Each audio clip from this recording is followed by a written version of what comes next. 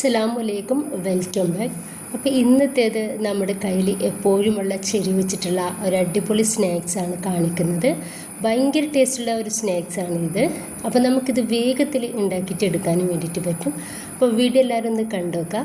കണ്ടിഷ്ടപ്പെടുവാണെങ്കിൽ നിങ്ങളുടെ എല്ലാ സപ്പോർട്ടും ഉണ്ടാവുക. സബ്സ്ക്രൈബ് ചെയ്യാനും ലൈക്ക് ചെയ്യാനൊന്നും മറന്നു പോകരുത്. ഇതിന് വേണ്ടിയിട്ട് ഞാനൊരു ബൗളിലേക്ക് 2 കോഴിമുട്ട പൊട്ടിച്ചിട്ട് ഒഴിക്കുന്നുണ്ട്. എന്നിപ്പോൾ ഇതാ ഒരു 1/4 കപ്പിനെക്കാട്ടും കുറച്ചുകൂടി പഞ്ചസാര 3 ഏലക്കായ എടുത്തിട്ടുണ്ട്. അതൊന്ന് പൊടിച്ചെടുത്തിട്ട് നമുക്കിതിലേക്ക് ഇട്ട് കൊടുക്കാം. ഇനിയിപ്പോൾ ഇത് നന്നായിട്ട് നമുക്കൊന്ന് മിക്സാക്കി കൊടുക്കാം. ഈ ഒരു പഞ്ചസാരയും കോഴിമുട്ടയും എല്ലാം കൂടി നമുക്ക് ഒന്ന് റെഡിയായിട്ട് കിട്ടണം.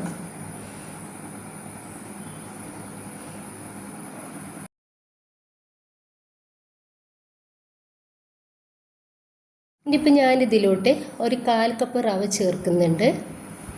എന്നിട്ട് ഇത് നന്നായിട്ട് തന്നെ ഒന്ന് മിക്സ് ആക്കിയിട്ട് എടുക്കുക.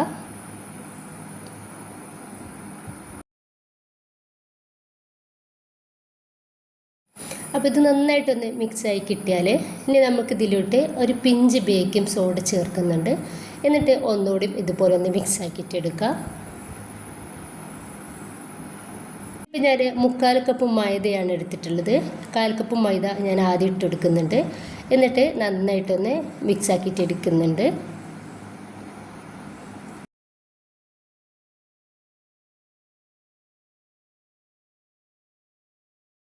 ഇനി ബാക്കി മൈദ ഞാൻ 2 പ്രാവശ്യം ആക്കിയിട്ട് ഇതുപോലെ ഒന്ന് ഇട്ടെടുക്കുന്നുണ്ട്.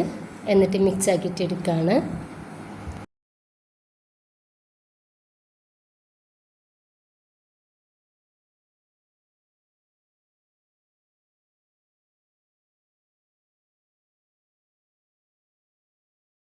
ഞാനിത് നന്നായിട്ട് തന്നെ ഒന്ന് മിക്സ് ആക്കി കൊടുത്തിട്ടുണ്ട്.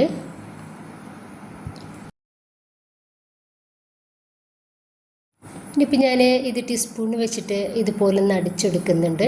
അപ്പോൾ ഇങ്ങനെ ചെയ്തെടുക്കുന്ന സമയത്ത് നമ്മുടെ ഒരു സ്നാക്സിന് നല്ല സോഫ്റ്റ് ആയിരിക്കും അവർ കഴിക്കുന്ന ടൈമിൽ. അപ്പോൾ അതിന് വേണ്ടിയിട്ടാണ്.